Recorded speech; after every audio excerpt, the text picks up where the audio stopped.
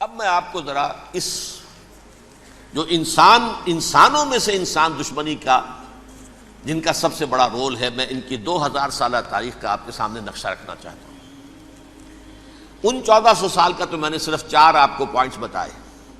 موسیٰ سے عیسیٰ تک 1400 برس علیہ الصلوۃ والسلام، 2 مرتبہ عروج، 2 مرتبہ زوال، اشیریوں کے ہاتھوں پٹوائی، بابلیوں کے ہاتھوں پٹانا، گریکس کے ہاتھوں مرمت، رومنس کے ہاتھوں مرمت۔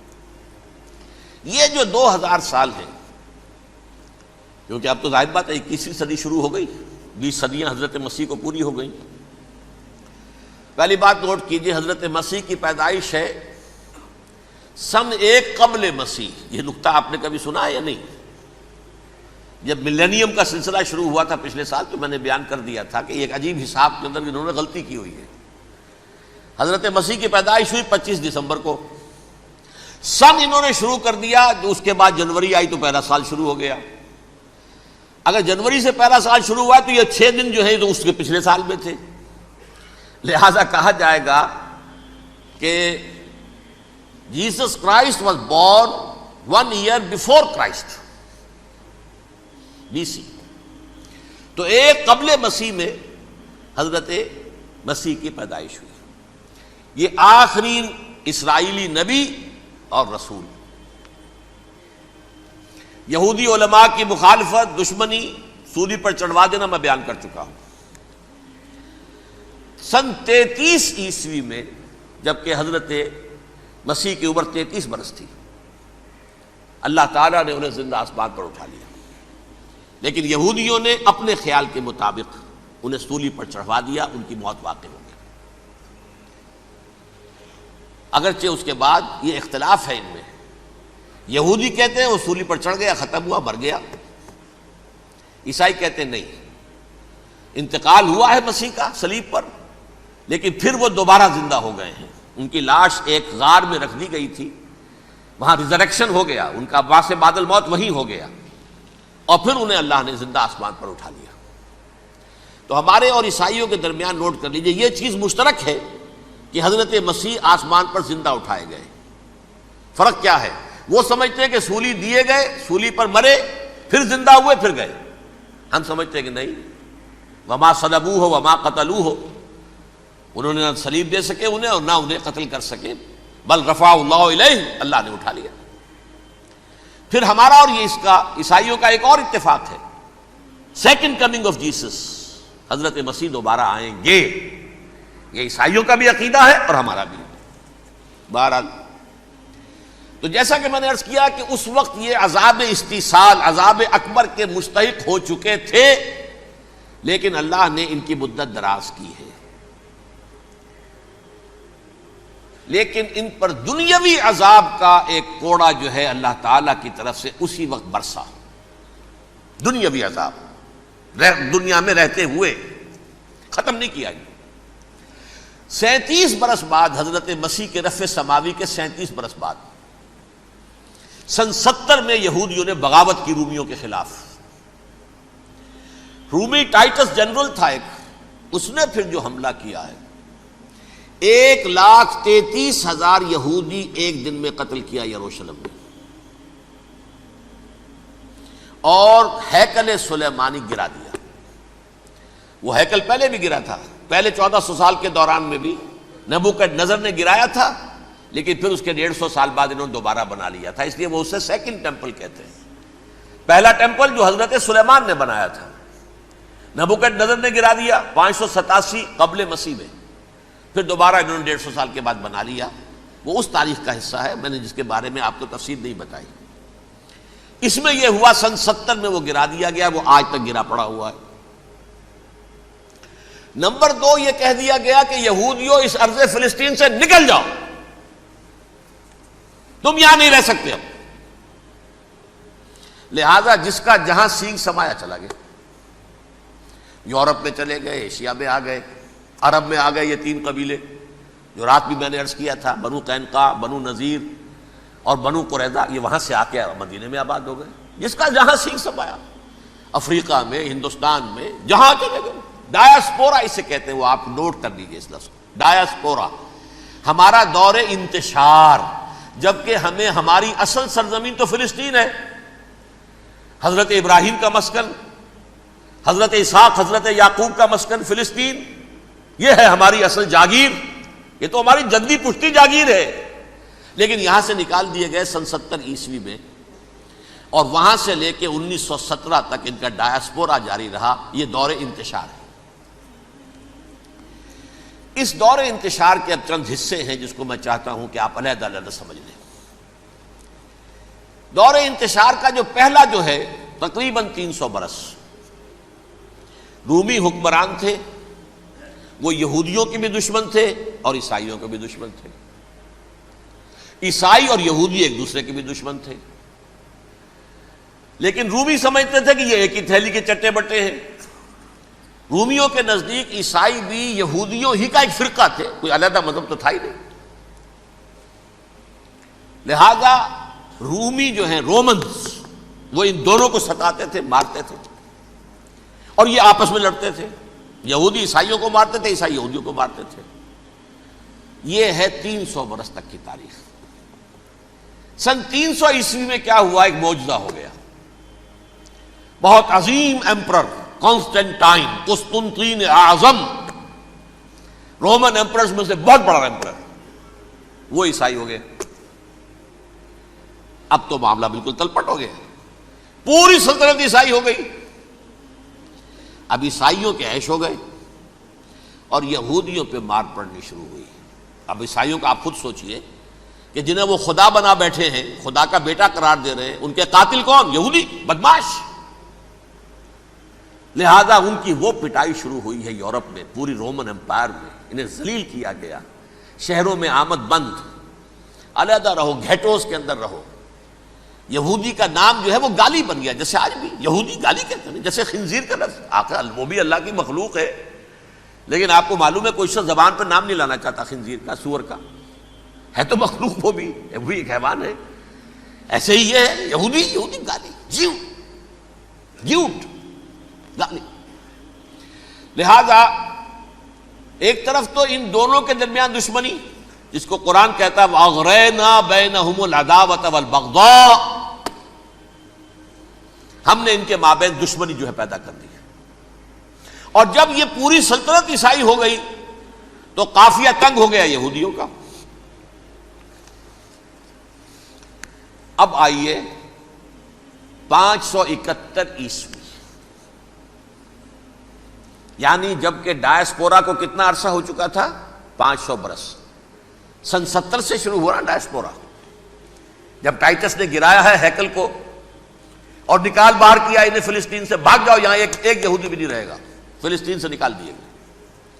اس کے پورے 500 برس بعد سن 571 عیسوی میں حضور کی پیدائش ہوئی، ولادت باسعادت محمد الرسول اللہ صلی اللہ علیہ وسلم۔ 610 میں آپ پر وحی کا آغاز ہوا، لیکن حضور کے ساتھ ان کا معاملہ کیا رہا؟ اول تو جب کہ حضور ابھی مکے ہی میں تھے، یہودیوں نے ریشہ دوانیاں شروع کر دی حضور کے خلاف۔ قریش مکہ کو سکھاتے تھے، پڑھاتے تھے، ان سے یہ پوچھو، ان سے یہ پوچھو، انہیں اس طرح تنگ کرو، ان سے یہ امتحان لو، یہ آپ کے علم میں ہے۔ سورہ بنی اسرائیل میں، سورہ کہف میں وہ سوالات جو امتحانی سوالات آئے تھے، ذوالقرنین کون تھا، اصحاب کہف کون تھے، تم رسول بنے پھرتے ہو تو بتاؤ، اور یہ روح کی حقیقت کیا بتاؤ، یہ ساری ریشہ دوانیاں کر رہے تھے بیٹھے ہوئے، ابھی وہیں پر حضور ابھی پہنچے بھی نہیں۔ ہجرت فرما کر حضور تشریف لے آئے تو حضور نے، جسے ماسٹر سٹروک کہا جائے گا، یعنی اسٹیٹس مین شپ کا ماسٹر سٹروک، آپ نے مدینے میں آتے یہودیوں کے ساتھ پیکٹ کر دیا، جوائنٹ ڈیفنس پیکٹ آف مدینہ، کہ اگر مکے والے ہم پر حملہ کریں گے تو ہم مل جل کر ایک قوم کی حیثیت سے مقابلہ کریں گے۔ یہ میثاق مدینہ کہلاتا ہے، جس کے بہت غلط معنی پہنائے جا رہے ہیں آج کل۔ بہرحال میں موضوع میرا چونکہ یہ نہیں، میں ادھر نہیں جاؤں گا، لیکن ہوا کیا؟ ہر مرتبہ یہ خیانت کے مرتکب ہوئے، ان نے جو عہد کیے تھے ان سے پھرے، اندر ہی اندر سازش، ریشہ دوانی، حضور کی بدترین دشمنی۔ سورہ نساء کی آیت نمبر 12 میں 14 میں 13 میں فرمایا ہے لا تزال تطلع علی خائنۃ منہم، اے نبی ہمیشہ آپ کے علم میں ان کی طرف سے خیانتیں، بددیانتیاں آتی رہیں گی. اور بار بار وہ مسلسل جنگ کی آگ بھڑکاتے تھے. قریش کو دعوت دیتے، آؤ آؤ آؤ ہم اندر سے بغاوت کر دیں گے، تم آؤ تو صحیح، ختم کریں محمد کو اور اہل ایمان کو صلی اللہ علیہ وسلم ورضی اللہ تعالی عنہم اجمعین. لیکن پھر جب وہ آتے تھے تو یہ دبک جاتے تھے، ان میں ہمت نہیں تھی، میدان کے مرد نہیں رہے تھے. یہ سورہ حشر میں ان کا نقشہ کھینچا گیا ہے. کھلے میدان میں مقابلے کی اس کے اندر صلاحیت ہی نہیں ہے. یہ تو فصیلوں کے پیچھے سے، جیسے عورتیں کہیں دیہات میں لڑائی ہوتی ہے تو مرد جو ہے گلیوں میں لڑتے ہیں، عورتیں اوپر سے پتھر پھینکتی ہیں، بس وہ کام یہ کر سکتے تھے. من ورائے جدر، فصیلوں کے پیچھے سے، جنگ میں میدان میں نہیں آ سکتے. بہرحال قرآن مجید میں ہے یہ سورہ مائدہ کی آیت نمبر 64، کلما اوقدوا نارا للحرب اطفاها اللہ. اکثر و بیشتر مواقع پر تو یہ جب آگ بھڑکاتے تھے جنگ کی، اللہ اسے بجھا دیتا تھا. لیکن بہرحال اس کے باوجود جنگیں ہوئی، غزوہ بدر، غزوہ احد ہوئی کہ نہیں. یہ ساری اس اصل شرارت ہوئی، اور اس کے نتیجے میں حضور نے پھر ایک ایک کر کے 3 قبیلوں کو سزا دی. غزوہ بدر کے فوراً بعد بنو قینقاع نکالے گئے مدینے سے، غزوہ احد کے فوراً بعد بنو نذیر نکالے گئے، اور غزوہ احزاب کے بعد بنو قریظہ نکال دیے گئے. یہ تو میں نے آپ کے سامنے رکھ دیا صرف حضور کے زمانے میں ان کا کیا رویہ رہا. دشمنی، رات بھی ہم نے وہ آیت پڑھی تھی، لَتَجِدَنَّ أَشَدَّ النَّاسِ عَدَاوَةً لِلَّذِينَ آمَنُوا الْيَهُودُ وَالَّذِينَ أَشْرَكُوا. اہل ایمان کی دشمنی میں شدید ترین تم پاؤ گے یہودیوں کو اور مشرکین. مشرکین بھی بعد میں ہے، پہلے یہودی. حضور کے بعد کیا ہوا اب یہ نوٹ کیجئے، یہ ان کی تاریخ کا دوسرا دور. حضرت عمر رضی اللہ تعالی عنہ کا عہد خلافت ہے. بیت المقدس کا محاصرہ کیا گیا، فصیل بڑی اونچی، شہر اندر سے سیلف سفیشینٹ، حملے کا راستہ کوئی نہیں، محاصرہ طول کھینچ رہا ہے، لیکن ان کے پاس رسد بھی موجود ہے، پانی بھی موجود ہے، وہ دروازے بند کر کے بیٹھے ہوئے ہیں. بالآخر اللہ تعالیٰ کی مشیت کا ظہور کیسے ہوا؟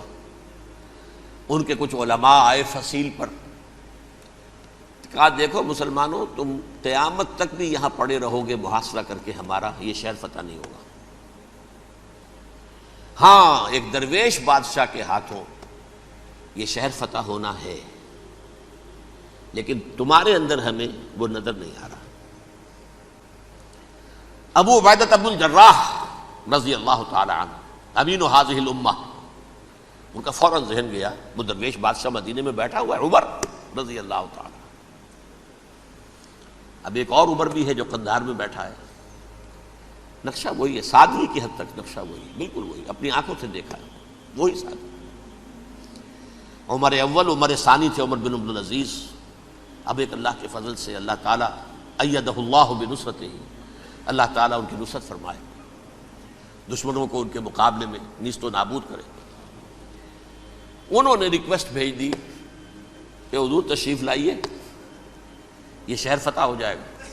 وہ ہے سفر تاریخی، اتنا طویل سفر، تقریباً 700 میل، ایک اونٹ، ایک خادم، ایک منزل پہ امیر المومنین اوپر بیٹھے، خادم آگے چل رہا ہے، اگلی منزل پہ خادم اوپر بیٹھا ہے، امیر المومنین آگے جا رہے ہیں.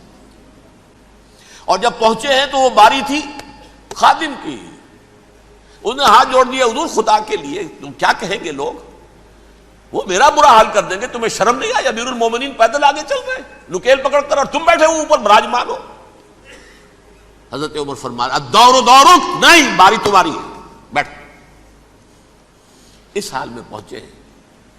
اور پھر یہ کہ ابو عبیدہ بن الجراح آئے ہیں، استقبال کیا ہے تو دیکھا ہے اس حال میں چلے آ رہے ہیں. عمر نکیل پکڑے ہوئے چلے آ رہے ہیں، اور کہتے ہیں کہ کہیں کیچڑ ویچڑ تھا، جوتے خراب ہو گئے تھے، وہ بھی اتار کے ہاتھ میں پکڑے ہوئے، کپڑے تو تھے ہی پھٹے ہوئے.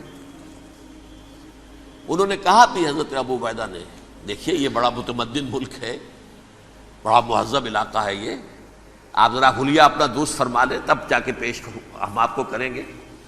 آپ نے فرمایا نحن قوم اعزنا اللہ بالاسلام، ہم وہ قوم ہیں جنہیں اللہ نے عزت دی ہے اسلام کے ذریعے سے. کپڑوں کے ذریعے سے نہیں، دولت کے ذریعے سے نہیں۔ اسی حال میں گئے ہیں، اوپر سے انہوں نے کھڑے ہو کر نشانیاں دیکھی ہیں، اپنی کتابیں کھولی، ہاں یہ وہی ہیں، اچھا لو جی سرنڈر، شہر تمہارے ہاتھ میں۔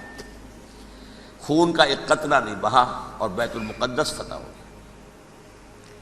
لیکن اس وقت حضرت عمر نے ایک نرمی یہ کی کہ یہودیوں کے لیے بھی اسے اوپن سٹی قرار دے دیا۔ یہ احسان عظیم حضرت عمر کا، اس سے پہلے یہودی آ ہی نہیں سکتا تھا، داخل ہی نہیں ہو سکتا تھا، وہاں وہ آ کر وزٹ نہیں کر سکتا تھا، زیارت نہیں کر سکتا تھا اپنے مقدس مقامات کی۔ حضرت عمر نے یوں سمجھیے کہ تقریباً 550 برس کے بعد ان کے لیے راستہ کھولا ہے کہ ہاں تم آ سکتے ہو، زیارت کر سکتے ہو۔ لیکن یہ عیسائیوں نے لکھوایا معاہدے کے اندر، انہیں یہاں آپ آباد ہونے کی اجازت نہیں دیں گے، لیکن کم وزٹ دی پلیسز، دیکھیں زیارتیں کریں اور جائیں۔ یہ معاہدہ حضرت عمر کا ہے رضی اللہ تعالیٰ، جو پھر خلافت راشدہ کے بعد بنو امیہ نے بھی اس کو آرڈر کیا، بنو عباس نے کیا، پھر جو ہمارے یہ ترکوں میں اندر خلافت آئی تو ترک خلفاء نے بھی اس معاہدے کی پوری پابندی کی۔ فلسطین میں آ سکتے ہیں یہودی صرف زائرین کی حیثیت سے، وہاں آباد نہیں ہو سکتے۔ اب آئیے اگلا دور آیا حضرت عثمان کا دور خلافت۔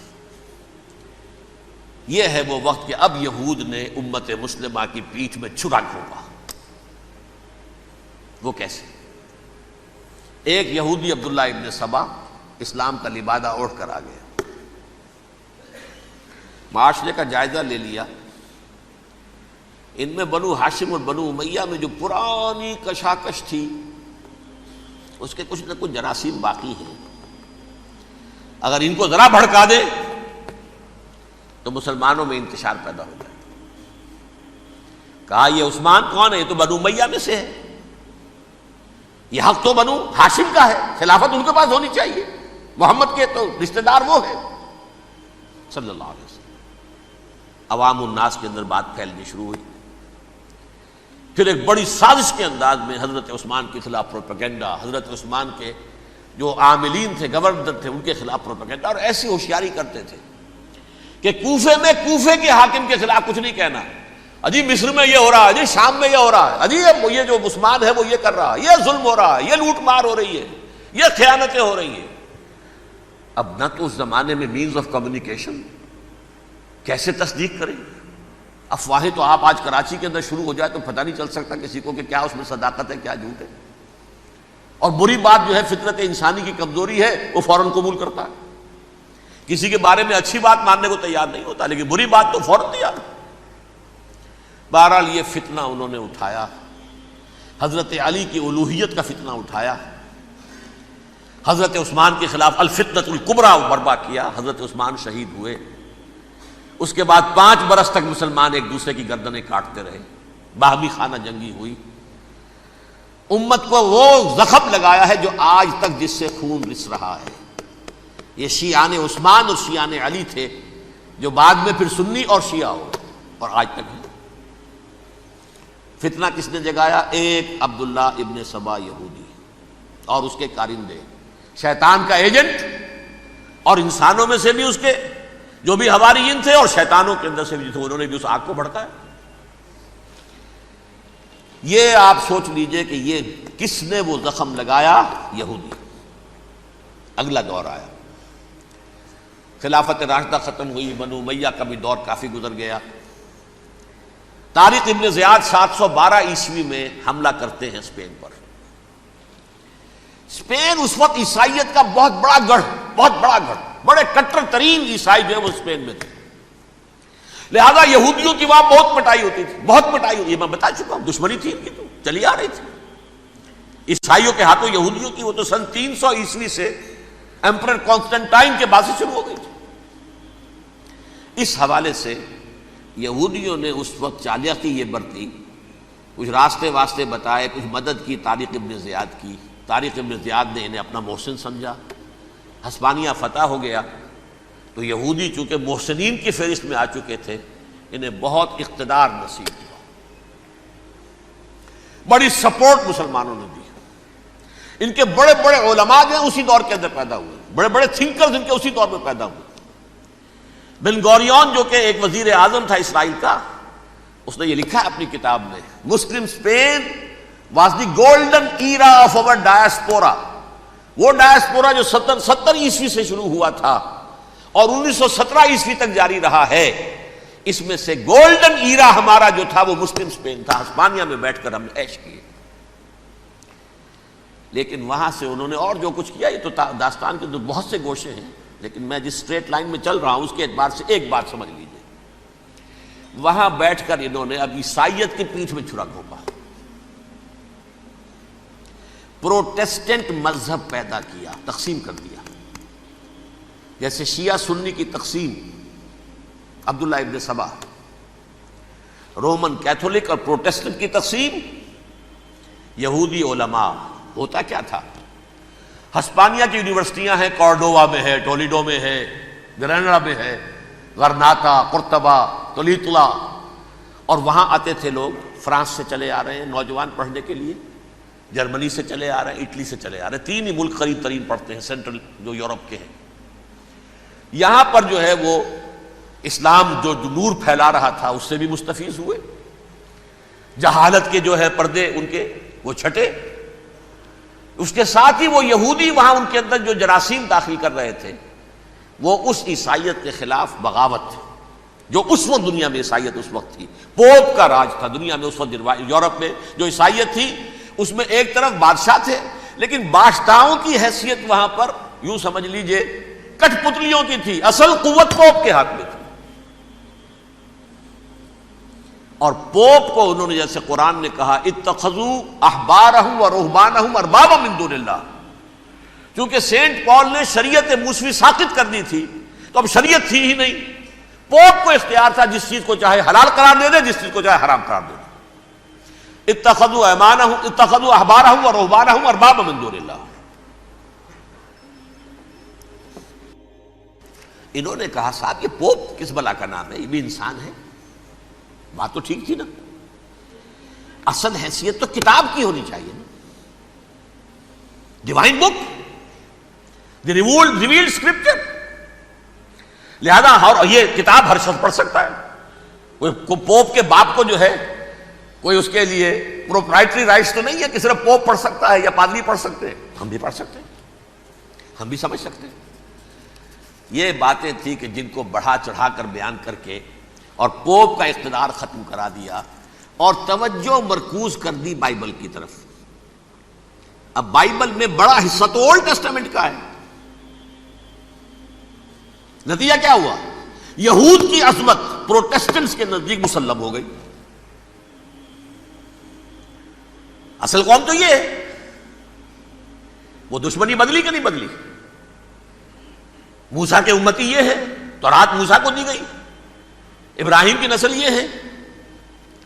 لہذا وہ جو دشمنی تھی، جو عداوت تھی کہ ہمارے خدا کو سولی چڑھانے والے ہیں یہ بدماش، اس کا ازالہ ہوا اس پروٹیسٹنٹ مذہب کے نتیجے میں. یہ میں اب آپ کو بتاتا ہوں کہ ایک نتیجہ وہ نکلا ہے جسے برٹرنڈ رسل نے بیان کیا ہے. اس کی کتاب ہے ان پریز آف آئیڈلنس، صفحہ 108.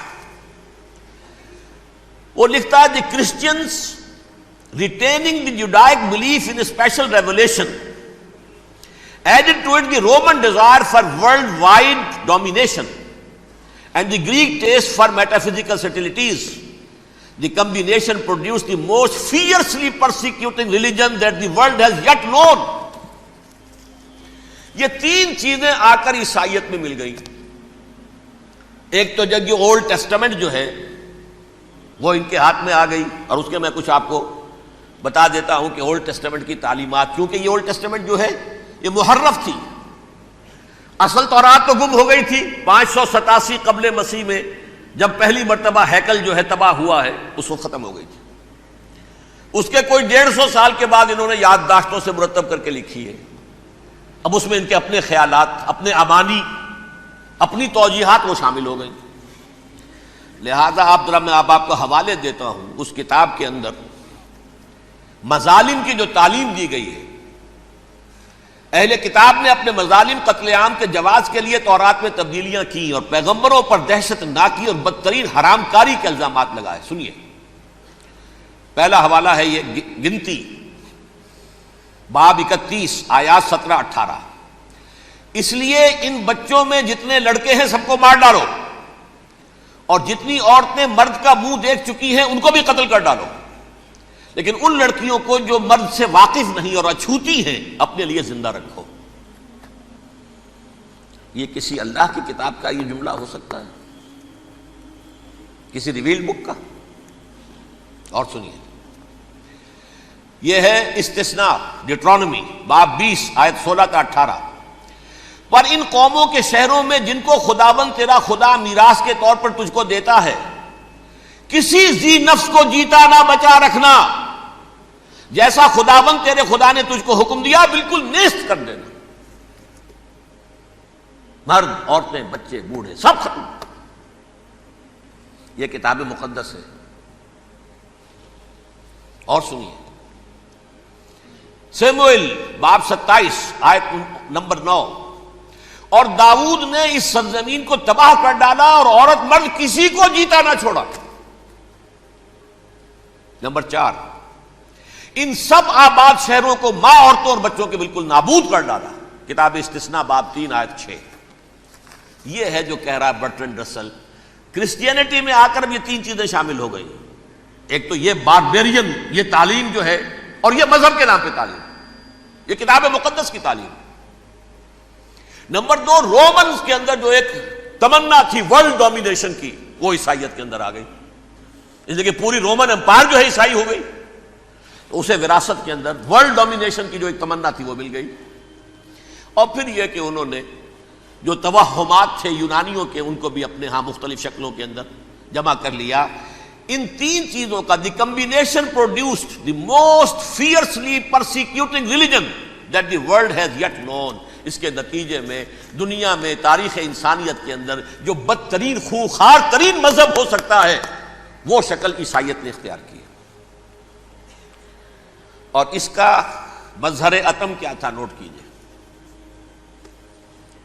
صلیبی جنگیں. ایک بات ٹائم ٹیبل کے اعتبار سے نوٹ کر لیجئے گا. فرسٹ ملینیم ختم ہوا، سیکنڈ شروع ہوا. ان کے 1000 سال ختم ہوئے تو 11ویں صدی میں سیکنڈ ملینیم شروع ہوا، تو پہلی صلیبی جنگیں ہوئی.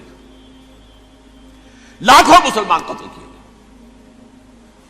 صرف یروشلم کے اندر اتنا خون بہایا ہے کہ خود ان کے ہسٹورینز لکھتے ہیں کہ جب ان صلیبیوں نے جب گھوڑوں کے ساتھ وہ چل رہے تھے گلیوں میں، تو ان کے گھوڑوں کے گھٹنوں تک خون کی ندی بہ رہی تھی. جہاں سے گزرے ختم کرتے چلے گئے، آبادیاں کی آبادیاں ختم کر دی. اگرچہ اس کروسیڈ میں گیہوں کے ساتھ گھن بھی پسا، یہودی بھی بہت مارے گئے. یہ فرانس سے، جرمنی سے جب یہ کروسیڈرز آ رہے تھے، 3000 میل کا سفر طے کر کے آئے تھے. سوچئے تو صحیح. اربن ثانی پوپ جو تھا، آگ لگا دی تھی اس نے پورے یورپ کے اندر. شرم سے ڈوب مرو، تمہارے مقدس علاقے مسلمانوں کے ہاتھ میں. انفیڈلز، یہ کافر، یہ مرتد، یہ ملحد. مسیح جہاں پیدا ہوا، مسیح کو جہاں سولی دی گئی، وہ کہاں ہے؟ ان کے ہاتھ میں.